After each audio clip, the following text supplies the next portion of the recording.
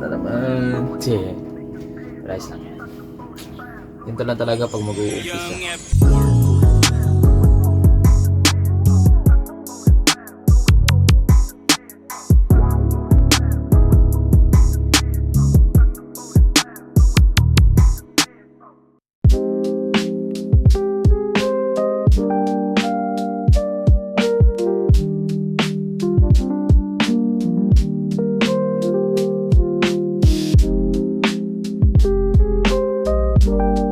Diba mga tol?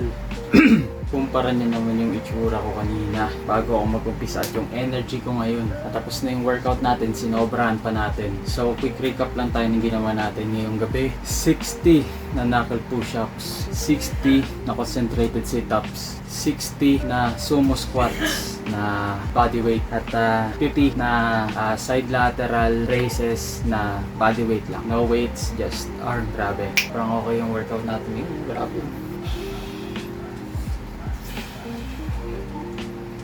Ewan ko lang nakikita mo. Damn. Eto, tanggap ko na itong channel ko na to. Tanggap ko na to. Kasi survival mode pa lang ako. Wala akong sarili pagkain. Hindi ko pa napoprovide yung sarili kong dapat kong kainin. Hindi ko pa pinakalkula yung macronutrients ko. Basta kinakain ko lang as much as possible is tama lang. Lutong bahay, iwas sa mga junk foods, fast foods, processed foods, fried foods, yung mga hotdog, Jollibee, matatamis, soft drinks. Pero minsan-minsan, kumbaga, sumusubok pa rin ako. Pinatesting ko lang yung sarili ko kung pinapaalala ko yung sarili ko sa mga naranasan ko noon.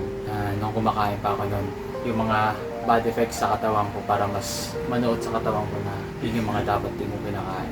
So, ayun, mas malakas ako magkanin. Yun. Kaya, yun yung chunk. Kasi may times na konting lang yung napoprovide sa akin na ulam, kinakompensate ko sa kanin. Ganun lang naman. Tsaka marami rin ako nainom ng tubig kaya. Pero kaya ko ipakats yan kung may budget na talaga ako para sa sarili kong meal prep. Kayang-kaya. Dito pa lang oh. Dito lang ako papansinin yun. Abs na yun eh. Ito lang talaga kasi kanin. Pero tingnan mo naman. Diba? Hindi rin naman ako nag-aasam ng sobrang gandang katawan. Basta matibay na katawan, okay na ako. So damn. Diba? Tama yung prediction ko kanina bago tayo mag-umpisa. Mahirap lang talaga umpisaan. Pero pag napump ka na, kapag ginawa mo na at pagkatapos, worth it talaga. Kahit kailan, ewan ko lang sa mga kapwa ko nagbubuhat or nag-workout din. Ewan ko, personal opinion ko lang ito mga tol. Wala akong na-regret na workout na nagawa ko. Kahit kailan. Wala akong na-regret na workout. Yung pagkatapos ko mag-workout, nare-regret ko. Wala akong ni isa sa buong buhay ko. 15 years old pa lang nag-workout na ako. 15 pesos pa lang ang gym nun. Pero never kong na-regret yung kahit na anong workout na ginawa ko. Neither jogging or walking, wala akong na-regret kahit na kailan. Palagay ko kayo din. Kapag nag-workout kayo, never nyong i-regret yun. Kasi masaya. Siguro, may times lang na sa legs, sobrang nahirapan ka sa legs. Pero kung isipin natin, physical pain lang siya, hindi siya yung regrettable to the point na kinasama mo siya. Diba? Pero kung legs, may times na papaisip ka, ay, ba't nag-legs pa ako? Pero pag nakasanayan na ng katawan mo na nag-workout ng legs, nag-heavy ka na sa legs, yung pain na yan, sa umpisa lang talaga. Kahit ako nung nag-umpisa ako mag-squats, ang sakit ng hita ko, grabe.